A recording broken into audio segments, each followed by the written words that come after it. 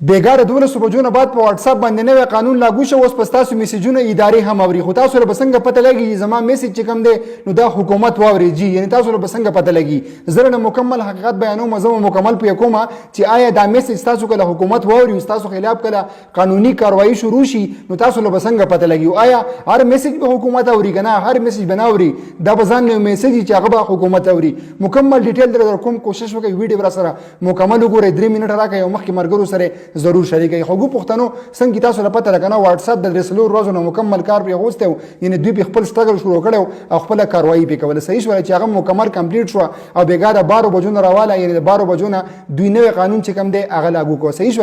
خو پښتنو کله چې وستاو چاته میسج وکړي نو دا ټیک مارک نه، یعنی کله چې تاسو چاله میسج ورولېږئ نو یو ټیک مارک براشي. صحیح شو. د دې مطلب دا شو چې ستاسو دا میسج دغه کس ته ورسید خو هغه اوریدل نه دی. صحیح شو.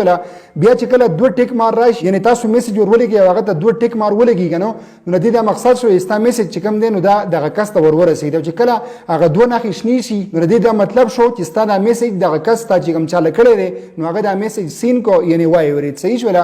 بیا خو پښتنو کله چې دا نښې 3 شي، یعنی دا نښې چې کله 3 شوي کنه 3 ونه شنې شوي نو ته پوه شې چې ستاره میسج چې کوم دی نو دا اداري حکومت په خپل کنټرول کې واغیسو او یعنی ستاره میسج اوري. کله چې دا نښې 3 شوي او 3 ونه شنې شوي ټیک شو.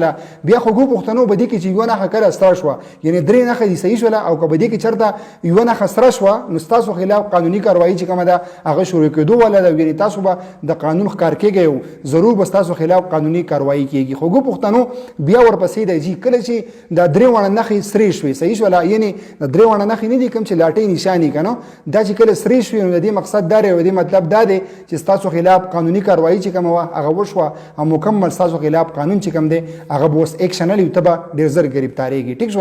نو خو پښتنو کوشش کوي چرته کې هم په واتس اپ باندې د ملک باره کې د خپل ملک باره کې اسی مویل نه پکارولي زمونږ ملک دی چې مونږ نه د پکار چې مونږ خپل ملک باره کې که هر څنګه دی. صحیح شو. خو مونږ ورکی اوسېږو، مونږ ورکی پیدا شوي، مونږ د پکار نه ده چې مونږ د خپل ملک او د خپل ادارو د خپل مشرانو د دې باره کې مو خبرې کوم نه کول پکار یار. او که چرته کې تاسو ووم کړه صحیح شو نو اوس په تاسو خلاف قانوني کاروایی کیږي. ټیک ده کنه. کوشش کوئ په واتس اپ باندې یو بل ښه پروموشن ورکوي، ښه زبردست یو بل سره مینه محبت یو بل سره ګپې شپې لګوي. هغه تاسو میسج نه اوري. صحیح شو. او چې کوم میسج زموږ د حکومت خلافي هغه به ضرور تاسو بیا اوریدل کیږي. کوم نشانات چې ما وښودل نو دا نشانات چې کله هم دغه ټیک مارکونه د سرالو نو پوه شئ چې بیا ستاسو خلاف قانوني کاروایی شروع شوه. ډیره زیاته مننه قربان مرګرو سره ضرور ویډیو شریک کړئ. کو څوک زما بدی پیج سید حبیب باندې نه وی کنه دا ځان سره ضرور پالو کوي. ډیره زیاته مننه قربان. زیاتره خلک وایي تاسو ویډیو نه راتلی مشکله سوا هیڅ مشکل نه وجې زما دا پیج چې کوم دا خراب شوی الحمدلله ما سره بدی کې ډیرو مرګرو مرسته وکړو دا واپس ټیک شو. اوس به ان شاء الله بدی باندې مون کار کوو، بدی باندې ویډیو اپلوډ کوو چې دې پیج نمونږ یو پہچان پیدا کړی دی او د دې نه مو خلک ډیر زیات ګوري، ډیر زیات مو پیژني. ډیره زیاته مننه جی. والسلام.